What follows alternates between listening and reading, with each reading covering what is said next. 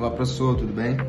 Hoje a gente vai falar sobre a composição corporal, que basicamente se refere à proporção de diferentes componentes que formam o nosso corpo, como por exemplo a nossa massa muscular, a nossa gordura, o tanto de água que a gente tem e a nossa massa óssea, né? Essa composição é muito importante em relação às atividades esportivas por conta de três fatores. Por conta do desempenho físico, pela questão da redução de lesões e também pela especificidade esportiva, certo? O desempenho físico, por conta de uma composição corporal adequada, pode otimizar o desempenho. Então, com base em você ter uma composição corporal mais favorecida, ter uma composição corporal melhor, você tem um melhor desempenho na sua atividade física. Isso também ajuda no segundo ponto, que é a questão da redução de lesões, né? Por você ter uma massa magra e pouca gordura, pode proteger as articulações dos ossos, reduzindo os riscos de lesões, certo? E em questão do terceiro ponto, que seria a especificidade esportiva, a gente pode ver muito também a questão, por exemplo, de um corredor, que ele tem muito menos gordura no corpo, né? Diferente de levantamento, um cara que pratica levantamento de peso, né? Que eles precisam ter uma maior massa muscular, certo? E esses três pontos foram em relação à atividade esportiva. Agora, em relação à nossa vida diária, a composição corporal ela também encaixa em três quesitos, em relação à saúde no geral, à mobilidade e funcionalidade e também a questão da autoestima, né? Em relação à saúde, a gente ter baixos níveis de gordura está associado a ter menores riscos de doenças, como diabetes, por exemplo. Então, ter um nível de gordura baixo é benéfico para nós. Em relação à mobilidade e funcionalidade, a gente tem um corpo equilibrado, né? Um corpo que facilita tarefas do dia a dia, como caminhar, carregar alguma coisa, algum objeto e manter a postura correta.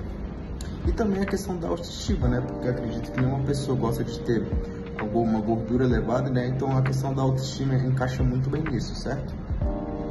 E para a gente fazer essa avaliação da composição corporal, a gente tem vários métodos, né? Mas eu vou citar em específico um que a gente utilizou bastante na academia escola, que é sobre as dobras cutâneas, né? Que basicamente a gente usa um compasso para medir a espessura da gordura da pessoa em diferentes partes do corpo.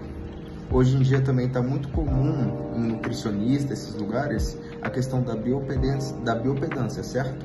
Que nada mais que ela mede a resistência do corpo à passagem de uma corrente elétrica para estimar a água corporal, a massa magra, a gordura. Então esses são alguns dos métodos que a gente tem e alguns métodos que a gente utilizou na academia escola, certo? Obrigado. A melhora da composição corporal, aumento da massa muscular e diminuição do percentual de gordura traz os benefícios citados aí pelo Juan, tanto na vida diária quanto no desempenho esportivo, seja de qualquer modalidade. Isso porque a diminuição do percentual de gordura traz consigo a melhora da eficiência cardiovascular, melhorando a nossa resistência aeróbica, além de auxiliar também a nossa mobilidade articular e favorecendo também a melhora da velocidade e da agilidade. Enquanto o aumento da massa muscular auxilia também a nossa produção de força. A gente tem melhora da força, porque quanto mais quantidade de massa muscular, mais fibras musculares, maior a capacidade de produção de força.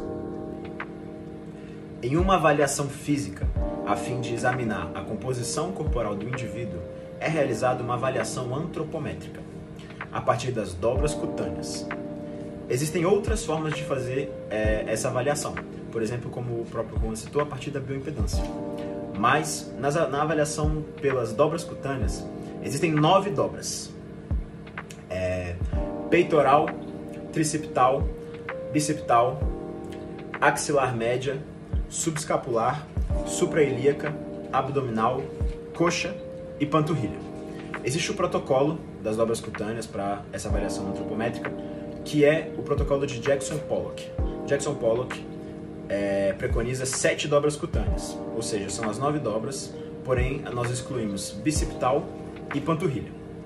Existem também outros protocolos, ainda com as dobras cutâneas, para serem feitos para determinados grupos, determinados públicos, alunos, indivíduos específicos. Existem protocolos específicos para crianças, existem protocolos para obesos, existem protocolos específicos até para jogadores de futebol, e neles Existem, por exemplo, protocolos com apenas 3 dobras, podem ser 7 dobras, ou até o protocolo completo, as 9 dobras cutâneas.